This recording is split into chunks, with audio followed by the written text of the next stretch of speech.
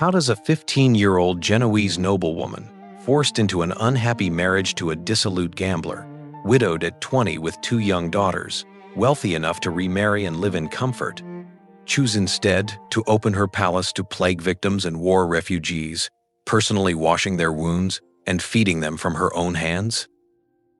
What kind of love makes a woman from one of Genoa's most prominent families, whose father served as doge, whose wealth could have funded comfortable charity from a distance, instead carry the dying in her arms, sleep in refuges with the homeless, give away her entire fortune, and found a religious order to serve the destitute, all while never taking vows herself? And why is this extraordinary Italian saint, who served during plague and war, who founded institutions that still exist today, who was canonized just over 20 years ago, almost completely unknown outside Italy, her story of radical charity buried when modern Catholics seeking models of active lay sanctity could find in her witness the very path they seek? This is the story of Saint Virginia Centurione Bracelli, the Genoese widow who found God in the poor, the noblewoman who left her palace to live in refuges, the laywoman who founded a religious order yet never took vows, proving that unhappy marriages can become schools of holiness, that widowhood can be liberation for service, and that the face of Christ is found in the suffering poor.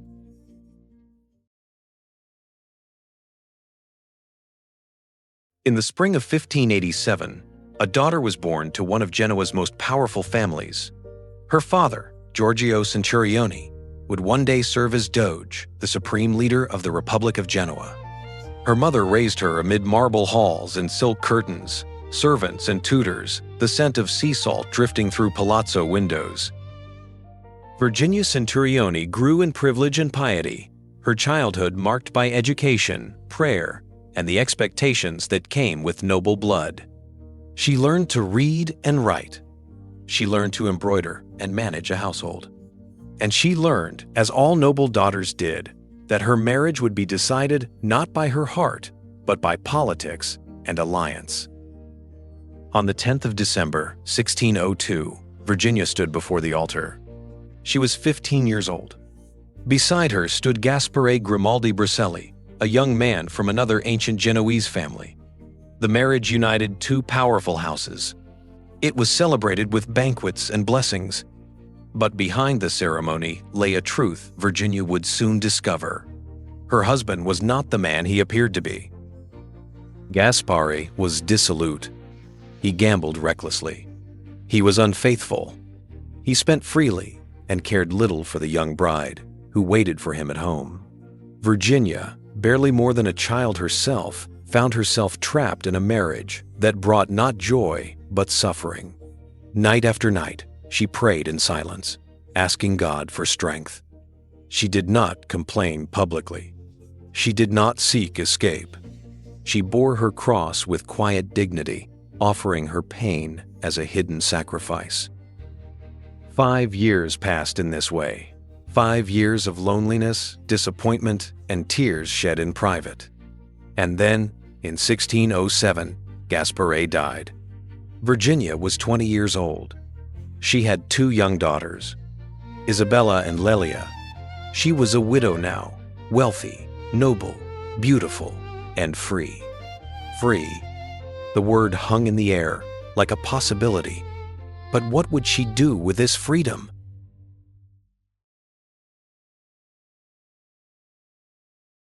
In 17th century Genoa, a young widow of Virginia's standing had clear options. She could remarry, and many suitors came calling, attracted by her wealth, her family connections, and her youth. She could live comfortably, managing her estates, raising her daughters, and enjoying the privileges of her class. No one would have blamed her. No one would have expected more. But Virginia refused every suitor. Something had shifted in her heart during those 5 years of suffering. The unhappy marriage had not embittered her. It had purified her. In the crucible of loneliness, she had learned to turn wholly to God. Now, with her daughters still young and her future unwritten, she made a decision that would define the rest of her life. she would dedicate herself entirely to Christ and to his poor. At first, her charity was quiet. She began visiting the sick in their homes. She brought food to families in need. She walked through the narrow streets of Genoa's poorer quarters, places where nobles rarely ventured, and she saw, truly saw, the suffering that existed just beyond her palace walls.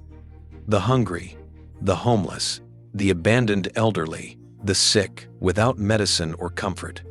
In their faces, she recognized something sacred. In their need, she heard a call. Her daughters watched their mother transform. Virginia ensured they lacked nothing: education, love, and guidance. But she also taught them by example what true nobility meant. It meant service. It meant giving. It meant seeing Christ in the least of these. The years passed. Isabella and Lelia grew, and Virginia's charitable works expanded, drawing her deeper and deeper into the world of the poor. She did not yet know what lay ahead, the crisis that would test everything, the heroism that would be demanded of her. But she was being prepared. In the quiet years of widowhood, God was shaping a saint.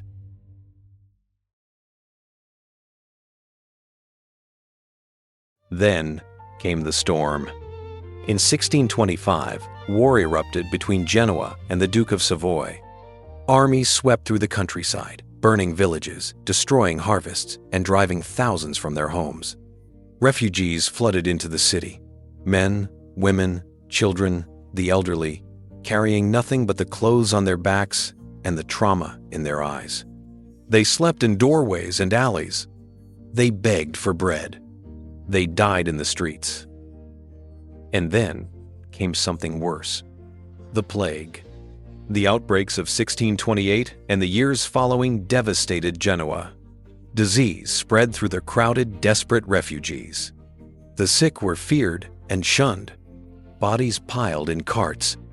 The stench of death hung over the city. Those with means fled to their country estates.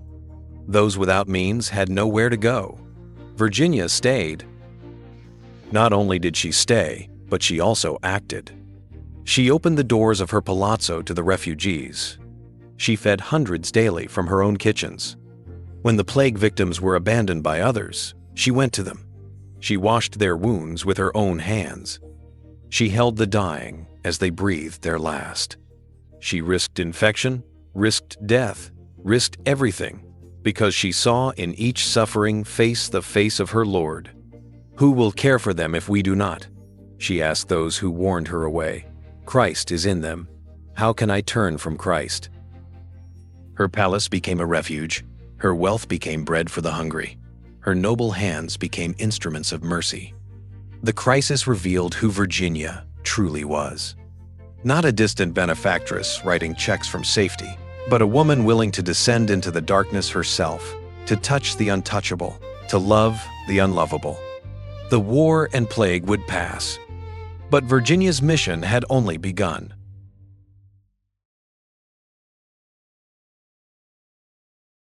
By 1631, Virginia understood that temporary relief was not enough. The poor would always be with Genoa, the homeless, the disabled, the elderly without families, and the sick without care. They needed permanent homes. They needed institutions that would outlast any single benefactor. And so she founded the Refuge of Mount Calvary.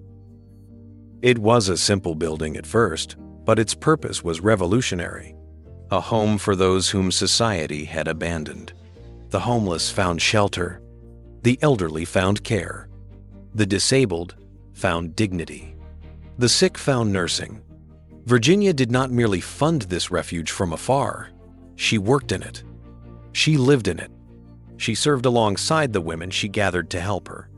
More refugees followed. More institutions. More lives saved. And then Virginia took another step.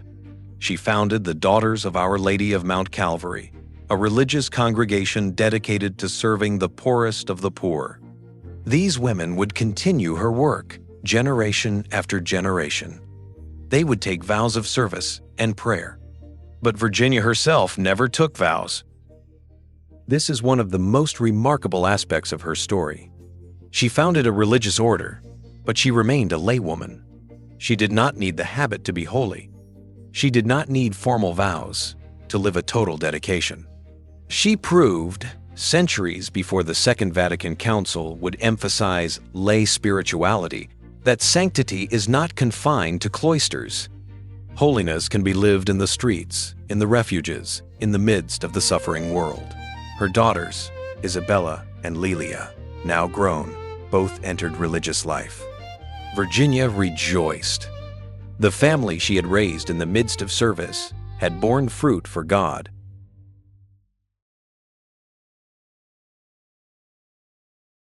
As the years passed, Virginia's transformation became complete. The noblewoman who had grown up in marble halls now lived in simple rooms among the poor she served. She had given away her fortune, not reluctantly, not partially, but entirely.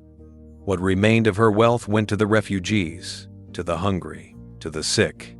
She kept nothing for herself.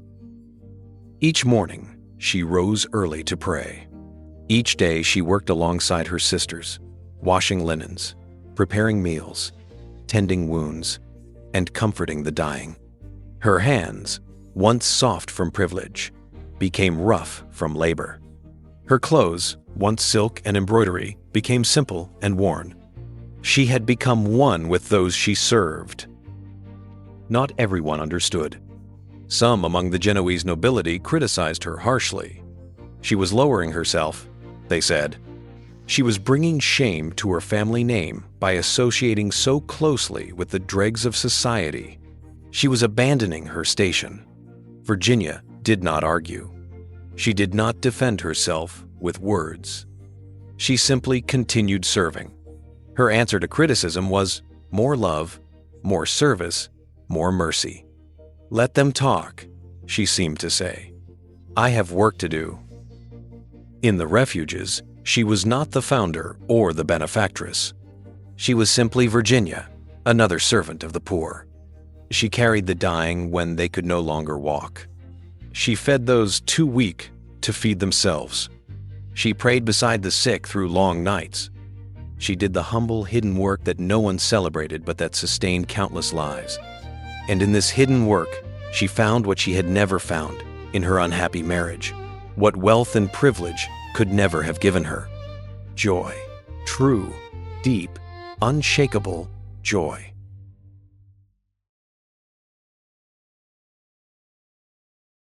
On the 15th of December, 1651, Virginia Centurione Bracelli closed her eyes for the last time. She was 64 years old.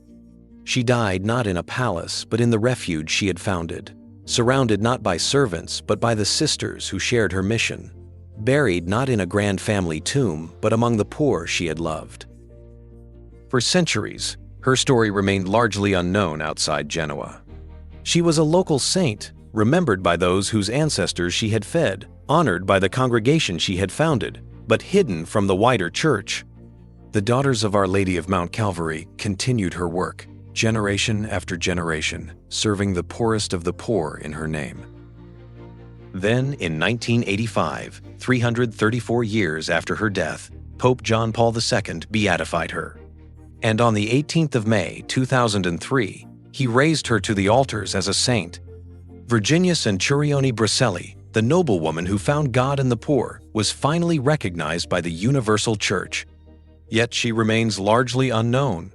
Her feast day, December 15, falls in the busy preparations for Christmas and often passes unnoticed. Her story is overshadowed by more famous Italian saints. Her name is rarely spoken outside Italy. But perhaps that is fitting. She never sought recognition. She never desired fame. She wanted only to serve Christ in His poor, and she did so until her dying breath. Today, the congregation she founded still exists.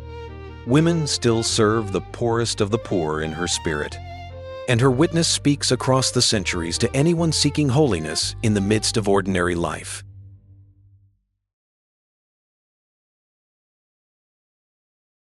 Saint Virginia Centurione Bracelli was not a theologian or a mystic. She did not write treatises or found universities.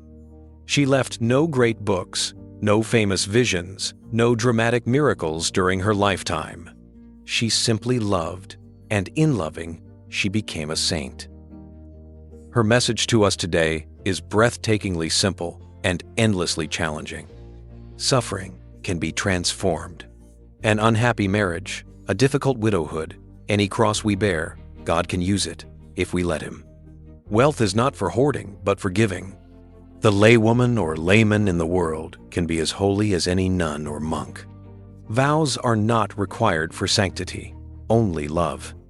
And Christ is truly present in the poorest, the sickest, the most abandoned among us. To serve them is to serve Him. Saint Virginia Centurione Bracelli, the noblewoman who found God in the poor, a widow who chose charity over comfort, a laywoman who proves you do not need vows to be a saint, only love. Her feast day comes each year in the midst of Advent, when the Church prepares for the coming of Christ. Perhaps there is wisdom in that timing. Virginia spent her life preparing a place for Christ, not in Bethlehem, but in Genoa, not in a manger, but in refuges for the poor. She made room for Him in the suffering, the abandoned, the forgotten. And she invites us still. Make room. Open your doors. Wash the wounds. Feed the hungry. See Christ in the poor. This is the secret story of Saint Virginia Centurione Bracelli. May her hidden life inspire our own.